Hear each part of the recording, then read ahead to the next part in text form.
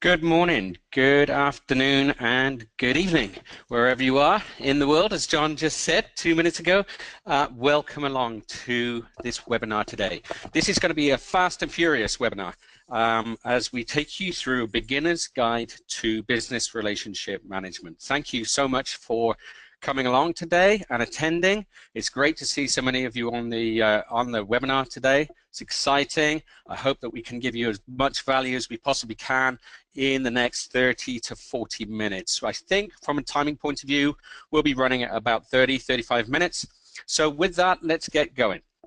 So firstly, let's just do a quick intro of who I am. So it's quite a busy slide there, so I'll just talk through it very quickly. My name is Simon Kent. I'm the Chief Innovation Officer and Principal BRM Coach at Sollertis. I've been with Sollertis now since 2015, at the beginning of 2015, and it's a great place to work. We are a very innovative organization. We spend a lot of our time working in the ITSM space, but also reaching into BRM, digital strategy, customer experience, knowledge management, and so forth. So I've been around in the industry, believe it or not, from my point of view, I sometimes wonder where this time has gone, but I've been in the industry 33 years and started out in IT and enterprise software 29 years ago. So I'm also delighted and honored to be the UK regional leader for the Business Relationship Management Institute. For those of you who are not aware of the Business Relationship Management Institute, I do encourage you to take a look at brminstitute.org. If there's anything to take away from this, just please go and take a look at their website after this webinar. If you're not already a member, I would encourage you to sign up for professional membership. You'll have access to their body of knowledge, a great community of 30,000 plus business relationship managers and associated roles. It's an incredible community, so please go ahead and take a look at that organization after this webinar. And as part of that UK regional leader, I am part of the Global Ambassador Program. That's a real honor. I was also honored to be awarded a Trailblazer Award from the BRM Institute back in 2016. That's for a business relationship management platform that we at Sollertis have built, designed, architected, and have brought to the market. This is not a webinar talking about that particular platform. There are all sorts of resources online via YouTube, and of course if anybody wants to reach out to us to talk about those particular tools, then please do. That'd be fantastic. But this webinar is not about that. I was also awarded this year a Global Excellence Award for Global Community Impact, which is nice. I really appreciate that, having that, again, that role of the UK Regional Ambassador. So that's a real honor, and of course leading out the community of interest for the UK. So that's a little bit about me. Let's move on. So I want to talk first through here about the history of BRM. I'm not going to dwell too long on this, but I think it's a very important point to make here, because BRM is defined inside of ITIL service strategy, but, and there's a big but here, that you must not take that viewpoint as being the current viewpoint. This is where the BRM Institute have come along, and they've really brought the BRM role, the capability, what does BRM mean, how do we execute on BRM, and so forth, right up to date. But we must acknowledge where it came from. I think the point here, and this is where time has moved on, even from the 2007 original ITIL service strategy. That was ITIL version 3. For those of you that are familiar with ITIL, and it was updated again in the 2011 edition of ITIL Service Strategy. The key thing here is that BRM at that stage was defined as a process, and that's really not the way of the world. And as we'll see as we run through this presentation, we'll see that time has moved on. Declaring BRM as a process doesn't work, and this was defined in the day when, with ITIL and so forth, it was probably right in its day, but the notion, you know, the fact that this was defined when there was a notion of running IT within the business as a business. So it was kind of like IT, there was this business within a business kind of concept that surrounded the IT and the relationship between IT and the business. And that has caused a lot of barriers. It's caused a lot of problems as we move forward into our digital age. And we need to look at ways of overcoming that. And that's where strategic BRM and the work of the Business Relationship Management Institute in particular have really taken this forward. So I think, yeah, aspects of ITIL, I think we need to be clear on this one, has led to an IT behavior that sometimes has built barriers between IT and the business. But having said that, I still would say, you know, I often still have and refer to ITIL service strategy. I have it on the bookshelf, believe it or not. It's not the most enjoyable read in the world, but there are some really good things in ITIL service strategy, and it does speak a lot of sense. So it can't be just dismissed wholeheartedly. There's some really good things in there, but as we will see, hopefully, as we go through this presentation, we've moved on from that definition. But that's where it kind of originally started from. So, as I said here on this slide, the clues in the name, business relationship management. We've entered a new paradigm, and BRM and business relationship management now means so much more than what it did back in the history books. I'll call ITIL the history books. I'm not sure if the people that wrote ITIL will like me for that, but it kind of is reflective of between a then and now sort of scenario, even in that short space between 2011 and now 2017. So in 6 years, we've moved on an awful long way. So this new paradigm, relationships are critical. So really emphasis, the focus and emphasis here is on the word relationship. Relationships and the management of relationships are absolutely critical, and they're critical to the success of any partnership, to the success of any endeavor whatsoever, to the success in any collaboration or collective purpose. So think about that for a moment, the collective purpose. I mean, just take the image on the screen right now where you've got these two people in the boat there, you know, really working together to achieve their outcome, to achieve that destination, being able to cut through the water really efficiently, really well, and to be able to reach their destination, whether they're under a time to get there, whether they're practicing for some trial, who knows what the situation is, but they are working together and they are both in the same boat, rowing in the same direction, doing the same thing, working as a team. That, I think, that metaphor really works well for relationship management and this new paradigm. And think about that in the business context. Business in and of itself is that collective purpose. So let's think back about that again. The success of in any collaboration and collective purpose. So if we are working together to a shared set of goals, to a shared set of outcomes, we share the risk, we share the rewards, that's got to be a good thing, right? Now, if you think back to the history books and where we had ITIL, which, you know, had the right perspective, had the right energy, if you like, behind it, but it introduced some things that were really, let's be fair, they created barriers, so it wasn't always the right way. Anyway, so it's really important that we recognize that IT as an organization, as a piece of the organization, cannot survive alone.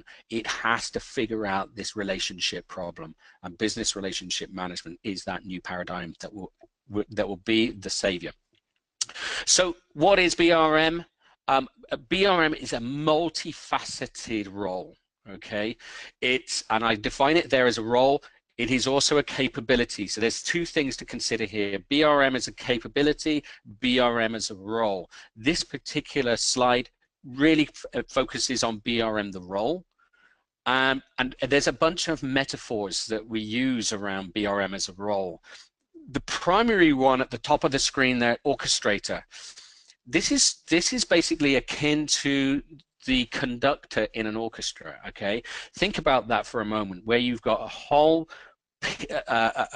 number of musicians playing different instruments that work together to produce, hopefully, a beautiful piece of music. Okay, they all look at the conductor. Their focus is all on the conductor to bring in their piece, yeah, to bring in the timing for when they execute their piece in the overall piece of music. That metaphor is very accurate. Is a real good, accurate metaphor for BRM. And so we use this term orchestrator to show that there is this single point of focus. And I say again, if you think about the conductor in the orchestrator as that metaphor playing out, single point of focus. Other metaphors that we use is navigator. So with a very keen focus on business value, a BRM will guide and roadmap all relationships to achieve value. Picture back that other slide for a moment, where the value was those guys in the boat, they were rowing, okay, all heading in the same direction. They were trying to achieve that outcome. That's the value that they were trying to achieve. Okay, so a navigator will guide and roadmap all of the relationships to ensure that that is the outcome that we're achieving value. A connector, facilitator of productive connections and mobilization of services, projects, and programs. What do we mean by that? So a facilitator of productive connections. Think about this again. It's about relationships, those connections. How can we best work those connections to the best effect and be productive? An influencer. A BRM will use influence, their experience, their expertise, and skill will influence and persuade. They are constantly working in order to influence and persuade and to achieve the right outcome that navigates to business value and is the orchestrator. Hopefully this is starting to make sense. They're an advisor and a consultant. Okay, so using their expertise in given subjects or calling upon the subject matter experts. Think about that from a connector point of view, or the orchestrator.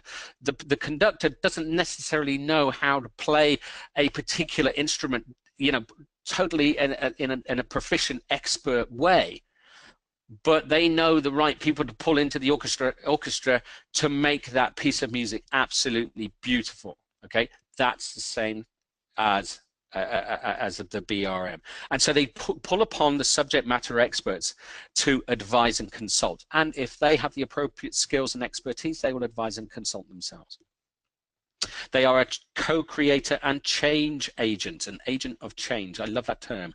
A BRM by nature is a very forward-looking role, and they seek to investigate or instigate probably a culture of collaborative creation.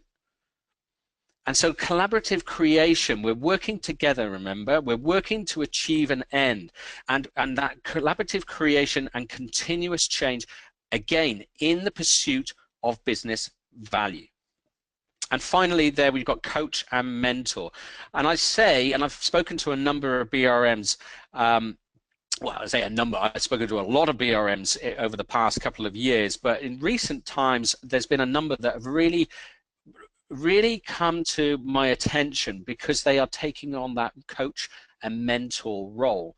And it's because they are being so successful. So a successful BRM that has mastered the skills of value-based relationship and have proved their worth in partnership, they find themselves in a very, very privileged position of becoming business coaches and mentors to their business partners.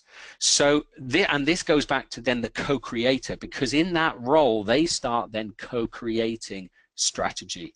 They start co-creating the possible. They really do feed into the agents of change. So it's a very multifaceted role. It's a fascinating role, and it's an exciting role. So, and that, as you can, well, as you saw earlier, is a very different viewpoint from that described in the ITIL books.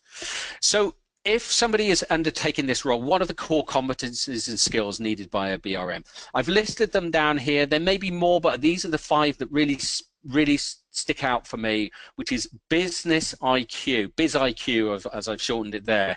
So it is essential that our BRM capability and role has a clear grasp of business drivers. That is strategy, the desired outcomes, the measurements of success for the business, an understanding of the critical capabilities of the organization, what makes and what is going to make the organization successful. A business relationship manager has to have a handle on that, because it's from that source of biz IQ is where business value is derived. That's where business value is articulated. And business value then comes through in the form of accurate financial portfolio planning. So, for instance, business decision tools such as net present value, NPV, internal rate of return, IRR, difficult for me to say, payback and so forth, being able to really build out a solid business case and build out that business case in a way that thinks back, think back for the previous slide for a moment, in a way that persuades, in a way that helps ensure that the ultimate business value can be derived from any particular business case for change. Okay, so it's really, like I say, it's such a fascinating role. There is also the need for a business domain IQ. Biz domain IQ, I've shortened it there, but specialist knowledge, expertise, and experience in the business domain in which the organization operates. That you see that a lot in the BRM role, as you speak to people in, or as I speak to people in BRM. Having that experience often pays dividends for the BRM function. So a BRM that is skilled and is versed in the language of finance or fintech, who's working in an organization that is in fintech, it really works well. That's not to say that you can't cross migrate, if that makes sense, from one industry to another as a BRM. Of course you can. But there is that business domain IQ that you must study as a BRM if you do that. If you're going to move from a manufacturing-based organization into a fintech organization, well, boy, you better go out there and really learn what fintech actually is. And because if you don't, you're not going to be able to engage with your business partners. You're not going to speak their language, and that's just going to ruin your credibility. You have to have that in play. Of course, you need the enabler domain IQ. What do I mean by the enabler domain IQ? We've used to be calling IT the service provider. God forbid that we can't even call that, we can't use that word anymore. It's an enabler, and actually as we move forward and we take BRM into be really successful, we become a strategic partner. But let's focus as an enabler domain IQ. What do we mean by that? It's the interest and knowledge in this case technology. Of course, the enabler might be HR, it might be legal, it might be finance, it might be some estates management, it could be I can't even think of any more, but there could be a whole load of what are traditionally known as service provider organizations inside of an organization, inside of the main business, that are enablers. So you need to have that clear definition or clear understanding of what does your enabler organization do. Service catalogs in the context of IT, an understanding of technology, new technology, what's going on in the world, understanding it like right now of virtual reality, of blockchain, of AI, that's the buzz right at the moment, is AI, big data, so on and so forth, right? So how does all this play out, and how can all of this enabler domain expertise be brought to the table. Creative IQ. I'm very much a passionate believer that complementing co-creation and being an agent of change, the BRMs should possess the qualities to, how do I describe it, tap into their creative IQ and stimulate the same creative IQ in their business partner. And there's a skill around that and being able to do that. So I think that's really important. And the last one, there's emotional IQ. So being able to keep what's the word? Or perhaps manage, being able to manage their own emotions and read the emotions of others is a really essential skill for a BRM, to be, keeping the cool head in a stressful situation, or when trying to sort of really push forward with an initiative, and maybe the business partner is starting to procrastinate and kind of like going, oh, well, no. You need to raise the frequency and raise the tempo in order to persuade, because, like I say, you've got this real keen eye on business value. And so, yeah, emotional IQ is a very, very important aspect of intelligence here, all of these areas of intelligence. So why is this important? Why do we need to bother with all this relationship stuff? It's like, well, it sounds very good, very exciting, but why? Why do we need to bother? Well, let's face it, the current situation isn't working. You just have to look at so many feeds on social media, probably experience your own situation if it's not working, where there are silos that are forming, and there is this gap that has taken place. There's a gap that's formed and is widening as well. That's the worrying thing, is it's widening, where we don't have these relationships and this strategic relationship management objective in place. So we've got silos. We have this service provider mentality. We think, IT thinks of itself as a service provider. No, if you think of yourself as a service provider, guess what? You will be a service provider. If you think of yourselves as a strategic partner, okay, you can't immediately jump to being a strategic partner, but what you think you will create. And so you have to change this mentality. This mentality has to be changed, that from service provider into being a trusted advisor, into being a strategic partner. So this is really important. There's this alignment conversation that keeps taking place. We've been talking about IT business alignment for Lord knows how long. Really at the point where where the ultimate aim here is way beyond alignment. We actually want convergence. Convergence is where we co-create. Convergence is where we really share those outcomes. Convergence is where we really are a strategic partner. We need to connect to purpose. This is, I don't know anybody on the webinar is a Simon Sinek fan, but please check out Simon Sinek and the whole connecting to purpose, the inspiration starting with why thing. Those that know Simon, or not know Simon Sinek, but know of Simon Sinek, you'll understand what I've just said. But it's a very, very important thing, that connecting to why, the purpose of the organization, finding the organization and individuals' passion. It's so important. It really is. It's what galvanizes people, what galvanizes teams. It really plays out. When everybody has a clear definition of purpose, everything, the magic starts to happen. Is amazing.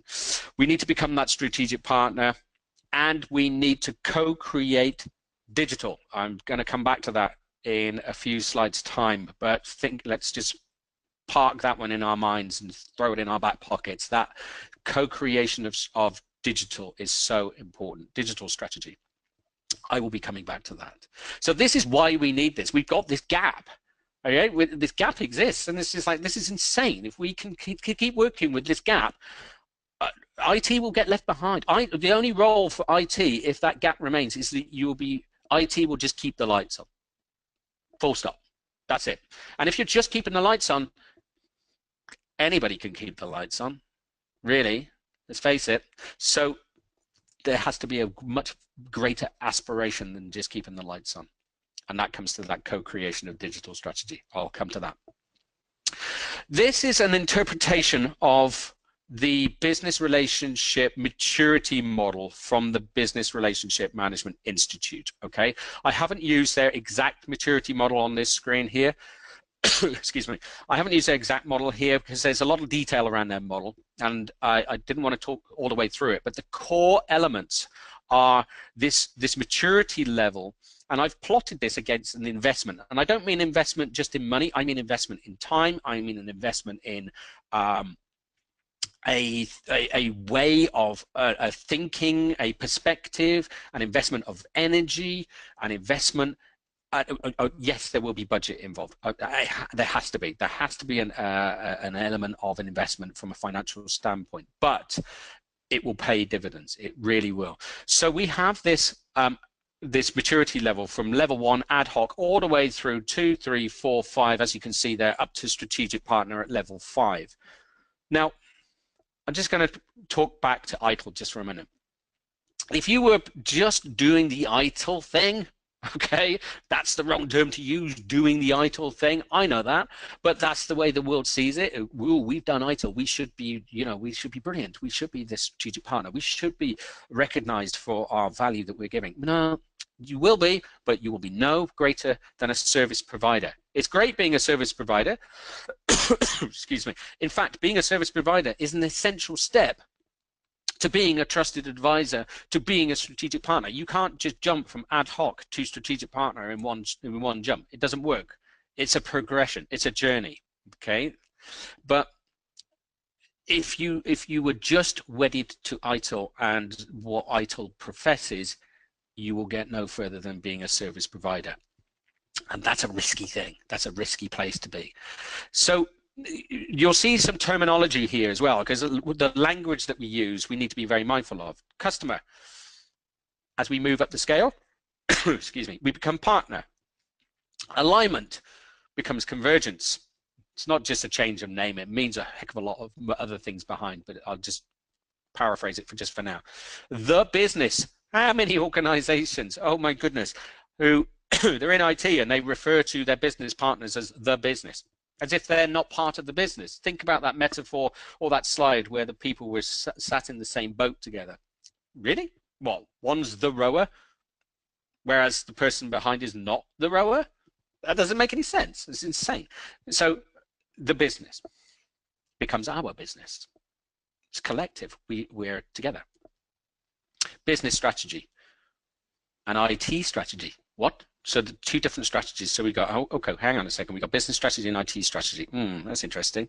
Well, that means we need to start aligning the two together. Well, what if we had digital strategy?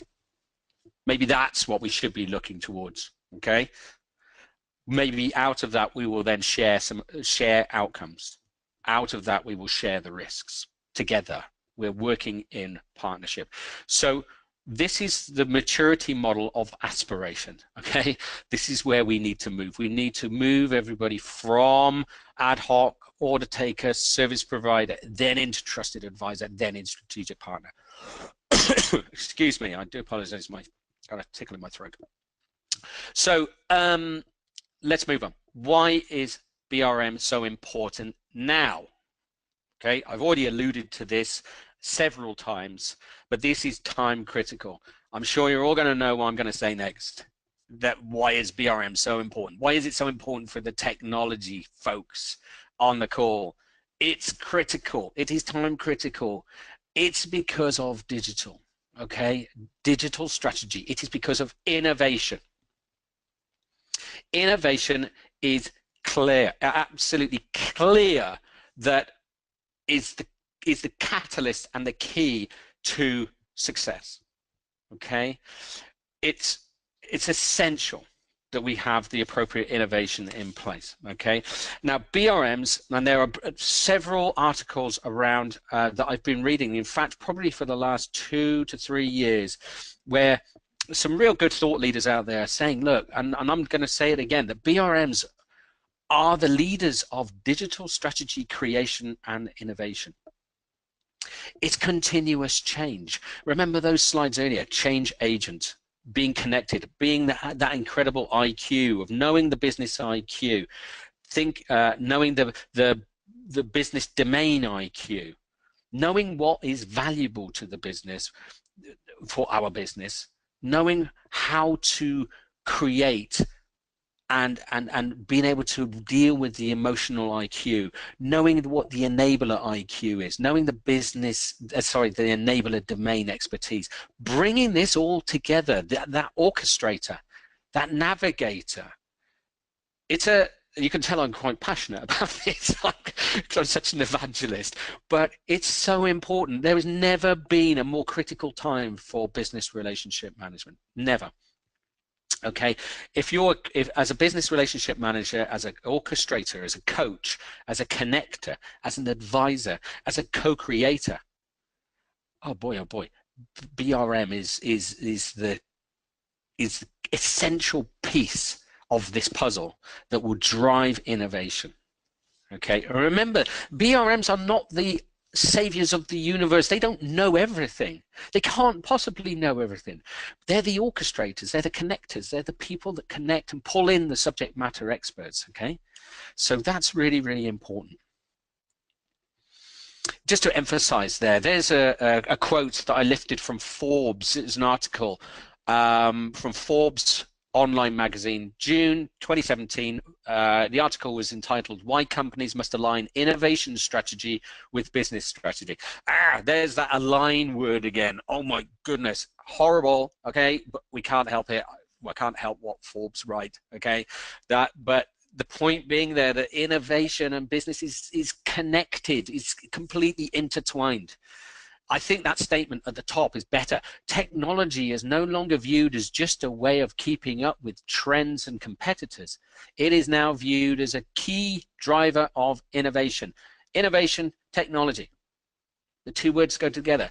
Okay, so IT, if IT is now just a service provider and sitting in the basement kind of like going, yeah, that's what we do, we keep the lights on, don't worry guys, what value does that serve the business in terms of driving forward and innovating and going beyond the trends and going beyond competitors? Actually, it doesn't serve a great deal of value, because if it doesn't serve a great deal of value, that means it can be swapped out. That means IT can just go disappear. Never mind, don't need that IT anymore. We'll go and buy it from somebody else. Now we'll go and buy it from them. We'll go and buy it from them. IT as a service. Okay, that will prevail if BRM doesn't really grab this. Now that might be the case. It may be the case that IT is going to become IT as a service and just for keeping the lights on. That might be the answer. I don't know. But the point for BRM is the opportunity that says we can sort this out in terms of your digital strategy.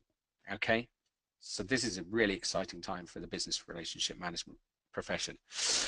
I'm coming towards the end now. I'm very conscious that it was supposed to be fast and furious. Probably going to go over a little bit, but not to worry. We are just going to cover off now the core disciplines of the business relationship manager role. Okay, and there are 4 core disciplines: exploring, demand shaping, servicing, value realization. I'm going to touch on them very, very quickly. Exploring. Take an example there where we are exploring the possible. We're exploring what could be done. Okay, a good BRM who's really operating at that strategic level, who is being the coach, who is being the mentor, who is able to understand business value, who's able to understand and articulate themselves in a context that their business partner truly understands and trusts. Exploring, in that sense, could mean, and I spoke to somebody just last week where they do this, attending a conference together, okay, where the conference, as you are well aware, a conference environment is where we are being we have the opportunity to engage in what's new, what's coming down the line, innovation, be inspired, and so forth. So to go and do that in collaboration with your business partner as a BRM is a beautiful thing to do. Okay, that's one example of exploring. There are many, many other examples of exploring, but that's just one example of exploring. Being very much in touch with the customer experience of the organization, another example. But it's really about looking at like labs, innovation labs, being able to go, what what's possible, what could be possible. Really looking at what are the ideas that we could bring to the table together collectively, okay? So out of exploring come ideas. Demand shaping. Demand shaping then says, well, of these ideas, which should be really pursued? Because we need to determine what business value are we going to get from these ideas. It might be a great idea if we go and stick the moon on a stick, you know, that might be a fantastic thing to do. But, you know, what business value is it really going to serve? Does it connect to our overall strategy? Does it connect to our purpose? So we go beyond strategy because we are helping shape strategy. So does it connect to our purpose as an organization, our vision of the future? Does it connect with that? Does it support that? Does it drive that? That's demand shaping, and being able to use many, many different factors to determine which ideas should be pursued, which should be parked for a moment, put in the parking lot, and so forth. Servicing says, how are we going to do this? Servicing says this is where the enabler domain expertise comes into play, because servicing says, what skills do we already have? What capabilities do we have already that we can utilize and repurpose perhaps in order to achieve this endeavor? How are we going to do this? What projects do we have already in the pipeline? What skills do we need? Could we actually bring in skills from the outside? What suppliers do we work with that could really support this and offer us new opportunities? Suppliers actually also feed into exploring very, very well as well. So that's servicing in a very quick nutshell. And value realization, that is so important. The value that is realized from those initiatives. All too often we hear about you know, think about the classic situation where you have the cake being cut on project completion. Hooray, there's the cake being cut, we have a nice picture, it gets tweeted, such and such has just gone live, fantastic. And everybody skips off into the sunshine and said, that's it, job done. Of course it's not. The value has not yet been realized from that project being successful and delivered. The value has only just started, because it's only when the system or the technology or the capability is actually in flight do we actually realize the value. And all too often, organizations just don't pay any attention to that. That's just insane. So BRMs are obsessed with value. Remember, everything is geared around that value and business value. So they are equally obsessed with value realization, and that's a good thing. And so it goes round. So those are the core areas. I've touched on them so lightly there, but those are the core disciplines of the BRM. Now, I'm coming to the end, so I'm just going to recommend where do I go to find help. I've already done a huge plug for the BRM Institute, and of course, as a global ambassador and UK regional leader, I should do so. And I really believe in the BRM Institute, so I make no apologies for that. So, yes, go to the BRM Institute's website, brminstitute.org, and take a look. Professional membership is very cost-effective. You wouldn't believe it. So please go and take a look.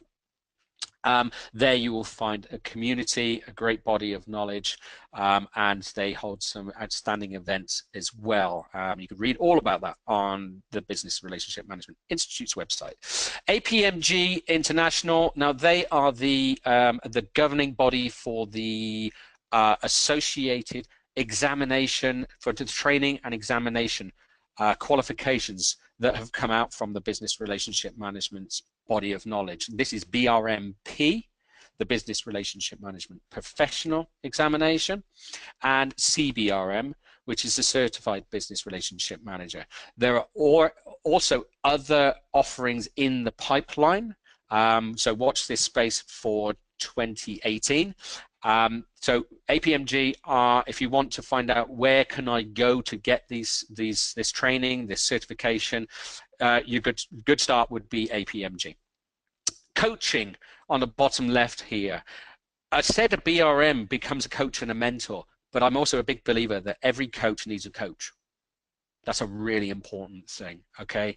So coaching on what makes a good BRM, you know, think of all those IQ things, about creative IQ, about emotional IQ, about biz IQ, business domain IQ, all of these areas. What does it mean to be a connector? What does it mean to be a mentor? How do I conduct myself professionally, but equally, how do I conduct myself to establish great working and friendships through relationships? Because that's really going to pay dividends. So coaching is really, really important. And again, there are some amazing coaches out there. Happy if anybody wants to talk to me about that. I'd be delighted to talk to them about coaching. And tools and technologies. Sollertis, I'm going to do a big plug for Sollertis, one final little plug. We have tooling and technology and platform to support the strategic relationship endeavor. We figured it out. We've done our thing, okay? And so we've got some tooling that will do that. So there are organizations out there like Sollertis who can help and really help with the tools and technologies. So with that, it's now top of the, it's not even top of the hour, it's 1:45 the hour. I've run over probably by about 7 minutes or so. Apologies for that, but I hope you've enjoyed it. And my final piece here is that this is a really exciting time. And I'd give one final plea is to seize the day. Seize this opportunity and make it ours together, okay? Because it is about ours. It's partnership, okay? This is where partnership starts. So with that, I thank you very, very much for everybody that's attended today. I'm just trying to see if anything's come through on chat. So very, very good. I just want to say thank you so much to Excalibur Data Systems in North America. So Excalibur are Sollertis partners inside of North America. So again, from a tooling standpoint and the coaching and the ATO and the consulting perspective, Excalibur Data Systems are your North American partner. Please reach out to them, and really want to thank them for being able to co-host this webinar.